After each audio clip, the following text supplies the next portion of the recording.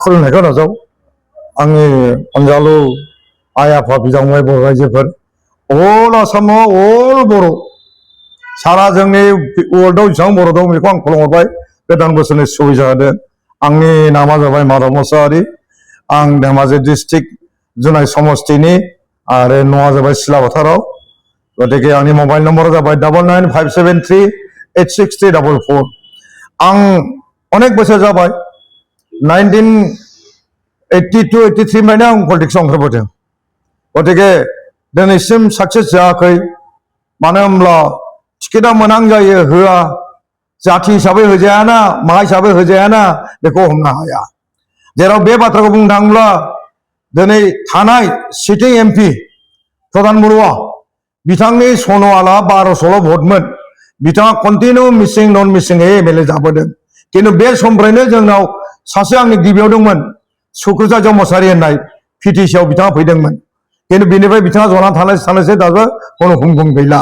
बिनि उनाव आं कन्टिनिउ डेट माने राजनितिकआव दङ बिजेपि फाउन्डार। आं टटेल बाव जुनायाव बिजेपि फाउन्डार खालामदों उन्दैनिफ्राय गेदेरनिफ्राय गासिबो।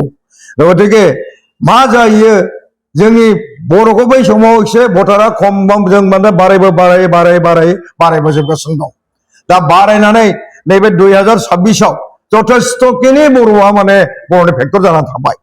गतिके दाख्लि बे आंनि एरियायावनो फैनानै बिपिएफनि अबजार्भ फैदोंमोन बिथांमोनहा।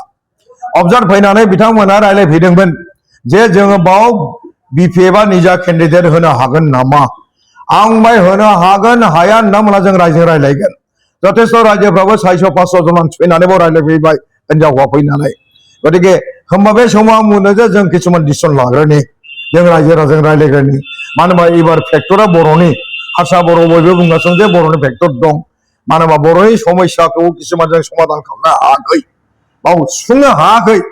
मानो होनबा अबेबा गामियाव बर' गामियाव दिनैसिमनि दानि सिटिं बिधायक गुबुन भागआव हाबफेराखै। मात्र बियो लामा खाथि जिङावल' थाङो आरो फैयो। बे माने बर' भितरा गामियाव हाबफेराखै।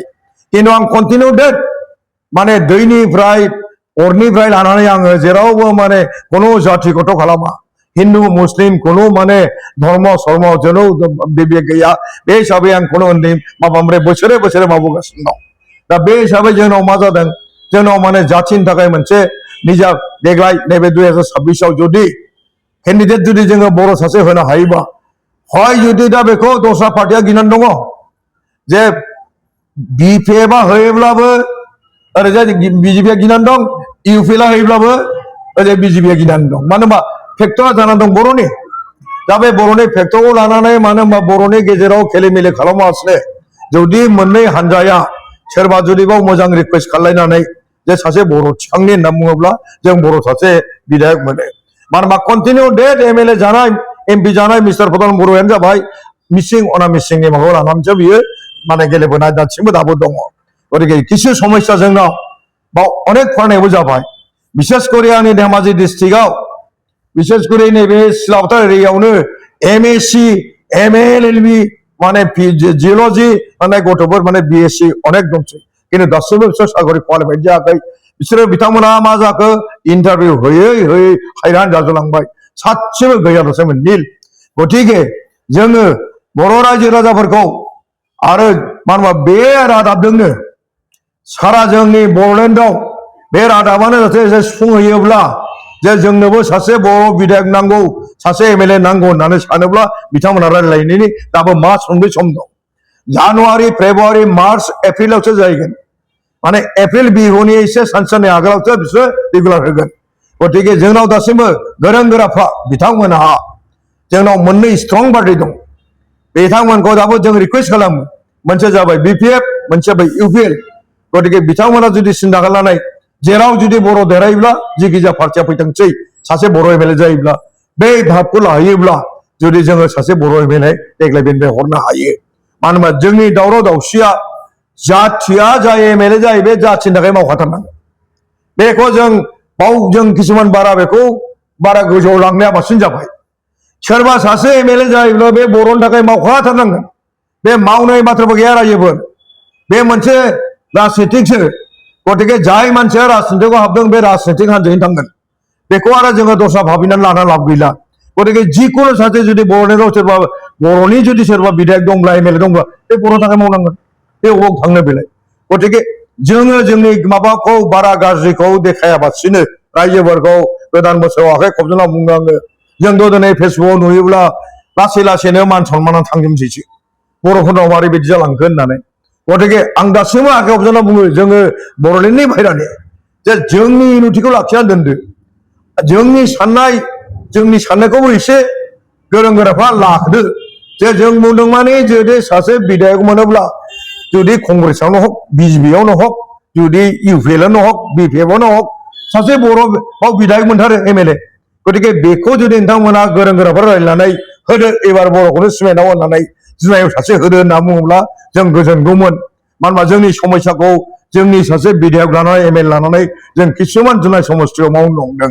आरो बे सिमाङा आंनावबो दं आं माने बारंबार माने सानसे समाव आं सानसे बिधायकबो माने गेलेबोदोंमोन उकिल गगैया आंखौ बिदा लेंनानै आङो टिकेट होदोंमोन बियो आं बिजेपिनिफ्राय थियाग खालामदों जेब्ला भुबन पेगुआ बिजेपियाव हाबो होमब्ला आं आगोलनो पेपाराव गादों भुबन पेगुआ बिजेपियाव हाबोब्ला आं बिजेपि थियाग खालामगोन होननानै गतिके आं बिजेपि थियाग खालामनानै आं रेस्ट खालामगोनसो होनदों आं पलिटिक्सआव रिजाइन होआखै होनबा मा जायो उकिल गगैया आंखौ लांनानै खुलुमनानै जेलाव खुलुमनानै आंखौ बिथाङा टिकेट होदों खिन्थु आं गेलेयामोन जे बिथाङा बुंदों जेने थेने आदा आंनि सनमानखौ बासाय मात्र माने रिमार्क खालामनानै आंनि रायजो दला आं बावबो होदों होननानै जथेस्थ'खिनि बेखौ आं बेबायदि सहायाव होनानै येस होननाय जे बुङाखै आं बिनि परे आं राजनितिक गेलेनाय हिसाबै सोरबा बुंनो हागौ फंसे बाथ्राखौ बुंलाङो आङो राजनितिक लिडारनियाव माबा जयगता गैया बिसास गैया जेराव पावाराव थांनो नागिरो राजनितिक लिडारा बेनो भारतबर्षनि राजनितिक लिडारफ्रानो बेनो जेराव पावार मोनो थांनो नागिरो गतिके आंखौनो आंबो बारा गोगोम बुंनानै लायाखै जे राजनितिक नेता हिसाबै आं कंग्रेसआव दा मुखपात्र स्टेटनि दं स्टेटनि मुखपात्र टिकेट दाबिदार दं आङो खिन्थु मानो होनबा मोनसे बाथ्रा रायजोफोर बर' रायजोफोर जेराव मानेकि बिसोरनाव जोंनाव 2,15,000 पपुलेसन माबा भटार लिस्ट जुनायाव 2,15,000 जाहैबाय 1,15,000 मिसिं कास्ट अनामिसिङा जाबाय 1 लाख दा बे अनामिसिं 1 लाखआवनो बर'आ फेक्टर बर'आ हाइस जानानै दं दा गतिके जुदि जोंनिफ्राय गोजौ गिदिर इउपिएलआनो हक बिपिएफआनो हक जुदि बिथांमोना जुदि एसे गोजौ रायलायलायोबानो जों केन्डिडेटखौ होनो हायो आरो सासे मानसिखौ जों रामखौ होननानै केन्डिडेट होनांगौ होनना बुङाखै राम बा रहिम बा जों सोरखौबा सेलेक्सन खालामनो हायो बे बाथ्राखौ बिथांमोना गोजौ लेभेलाव रायलायोब्ला जथेस्थ' सासे माने जुनाय समाजनिफ्राय बर' बिधायक मोननांगौ मोनो गतिके जोंनि दुखु सुखु जाथिखौ फोथांनोब्ला बदनामा मोनखायो जाथिनि खामानि मावनोब्ला बदनामा थाखायो गोदो इउपिएल आरो बिपिएफनि बदनाम लालायनायखौ सोरबा सिन्था खालामोब्ला जों जाथि डेभेलपमेन्ट खालामनो हाया सोरबा सासे गाद्दि मोनसे सासेल' जनो हायो राजानि सासनाव सासेल' जयो गतिके बैबो मोनफिननो थाखाय बे नांगोन बेबो मोनफिननो थाखाय बे नांगोन गतिके दा जोङो बेफोरखौ एसे खम खालायलायनानै जि दं बर' जाथियावबा जोंबो आरो आसामाव आरो गोजौआव थांबावनांगौ जोंनाव जुदि 15 जनबा जों 22 जन एमएलए खालामनांगौ आंनि उद्देश्यआ बेनो बे कंग्रेसआनो जा बिजेपियानो जा एजिपियानो जा जिए जा जेरावनोखि बर'आ देरहाबोगोन बा बर' केन्डिडेटखौ होनांगौ आं बेखौ गोरों गोरा बिथांमोनखौ रिकुवेस्ट खालामहरो जाहाथे बेबादि बाथ्राखौ जोंनि जुनाय समस्थिनि खोथाखौ लानानै एसे बिथांमोना डिसकास खालामो होननानै आं बिथांमोनाव रिकुवेस्ट खालामो आरो जोंनि जिथु दा बर'नि समस्या जिथु दैदेनगिरिफोर बिथांमोना जाहाथे जाथिखौ खौसेनो आं फंसे लाइनाव मोनसे बाथ्रा बुंनो हादों जे जायनि बर' लिडाराव बेबो बर' थाखायसो मावनो नागिरखायो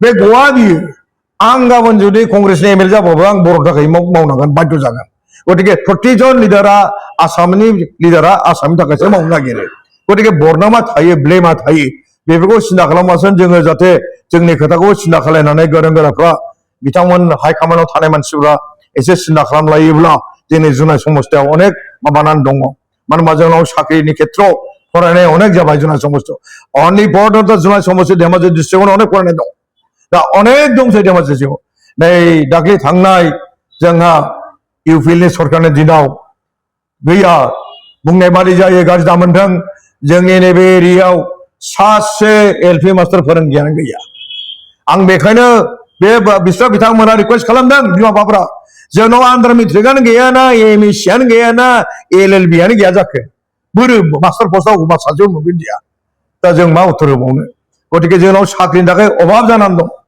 अनेक माने उसुबिदा जानानै दं गतिके बेफोरखौ जों जुदि सासे बिदाय मोनोब्ला जातिखौ एसे फोथांनो हायो बे फोथांनायनि माबाया जाबाय पावार नङाबा जाया जे सासे एमएलए जाब्ला बेखौ माने जों दा बर'नि समस्याखौ जों दा समाधान खालामनो हाया बेखौ लानानै मानो होनबा भटार लिस्टआबो जोंनाव दा जथेस्थ बर' फेक्टरसो दा बर'खौ लानानै बिसोर गेलेगासिनो दं राजनितिक मोननै मोनथाम हानजाया कंग्रेसजों आरो बिजेपिजों बर'खौ लानानै गेलेगासिनो दं दानि सिटिं एमएलएआबो बर'नि भटावसो आसा गतिके जोंनाव आं फंसे बाथ्रा बुंलांदों जेरावनोखि प्रधान बरुवा बिथाङा जेब्ला एमएलए जायो होमब्ला मार' 1200 भट दंमोन सोनारफोरना बिथाङा कन्टिनिउ डेट एमएलए जानो थाखाय एमपि जागासिनो दं बिथांनि गेमानो जाबाय मिसिं अन मिसिं गतिके जों सासे जुदि बर'खौ सापर्ट खालामनाय मानसि दङ बर'खौ अनेक जाथिया सापर्ट खालामो बर'आ सासे सिदा जाथि सयथ जाथि होननानै गतिके आं बेखौ बुंनानै बे रादाबजोंनो किसुमान गोरों गोराखौ आखाइ खबजानानै आं बुंहरो जाहाथे जोंनि जुनाय समस्तिनि खेत्रखौ एसे बे रादाबजों नोंथांमोनखौ लोगो मोननो हाबाबो बे रादाबानो जाहाथे नोंथांमोनाव खोनासंनानै नोंथांमोना एसे रिप्लाइ होयोब्ला अनेक आं गोजोननाय मोनगौमोन आरो जोंनि जुनाय बाखि धेमाजि डिस्ट्रिक्टनि रायजोफ्रा अनेक गोजोननाय मोनगौमोन बेखौ बुंनानै आं गोदान बोसोरनि नोंसिनाव गोजोननाय थाथोंसै बयनावबो